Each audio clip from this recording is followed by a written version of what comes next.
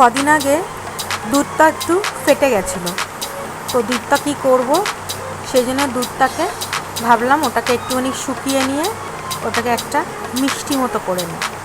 তো সেই জন্য দুধটাকে বসালাম। দুধটা এরকম ছানা ছানা মতো হয়ে গেছিলো। তো এবার দুধটাকে আমি গ্যাসে দিয়ে দুধটাকে একটু জাল দিলাম।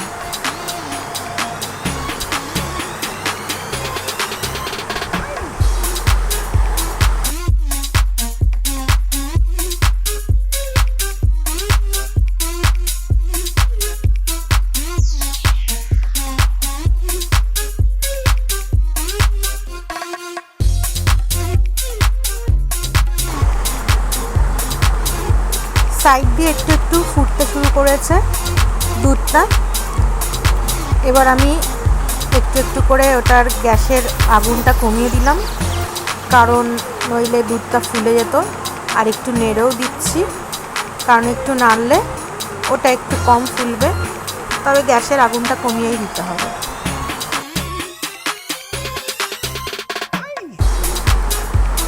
পুরো ফুলে উঠেছে দুধটা। আমি একটু কমিয়ে দিয়েছি আগুনটা, একটু নেড়ে দিয়ে আরও কমিয়ে দেবো। কমিয়ে দিতে দুধটা ফোলাটা কমে গেল। এরম করে আমি নেড়ে নেড়ে এটাকে পুরো দুধটাকে শুকিয়ে নেব।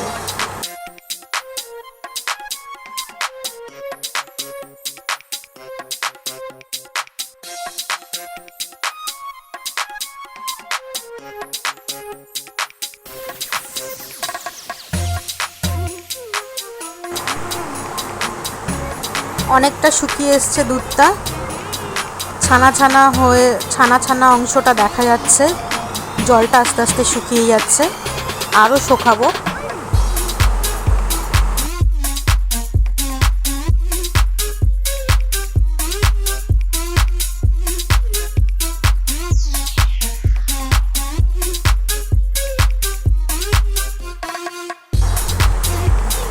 এবার একটু নুন দিয়ে দিলাম, অল্প একটু নুন।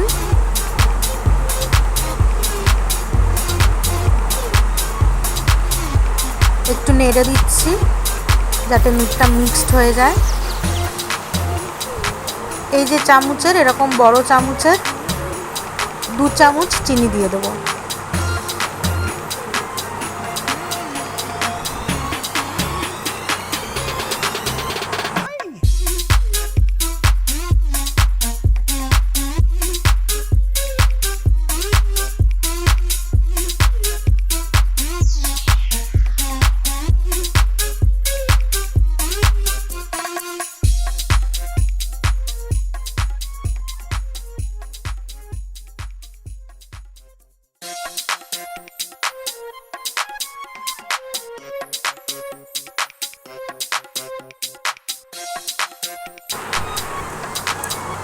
অনেকটাই শুকিয়ে গেছে জলটা, বাট আরও ড্রাই হবে, জলটা একদমই থাকবে না। এরকম ছানা মতো হয়ে গেছে, এরকম পুরো ঠিক একটা ছানার অংশ হয়ে যাবে জলটা শুকিয়ে।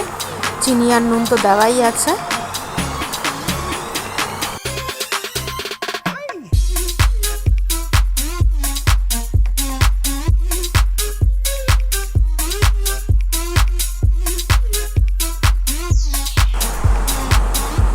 মোটামুটি 20 মিনিট আমি কুক করেছি, বেশি আমাকে কিছু সময় এতে দিতে লাগেনি। এটা করতে করতে আমি অন্য কাজ করছিলাম। এটা নিজের মতো ফুটেছে, আমি এক এক সময় শুধু নেড়ে দিয়েছি।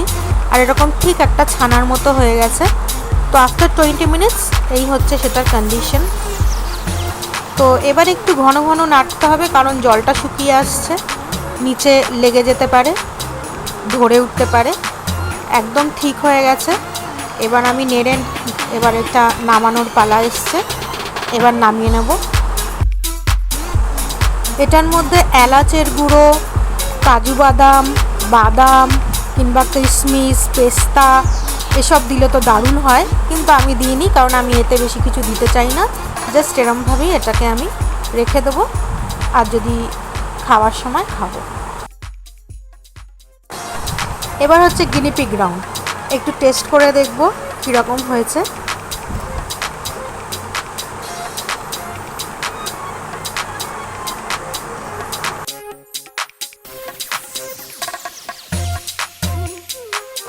নষ্ট হওয়া দুধটা বেশ কাজে লেগে গেল।